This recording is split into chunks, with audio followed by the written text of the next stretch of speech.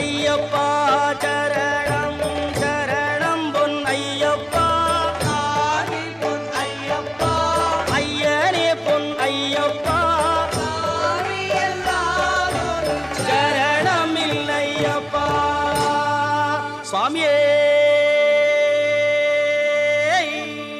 சரணமையப்போ சுவாமியே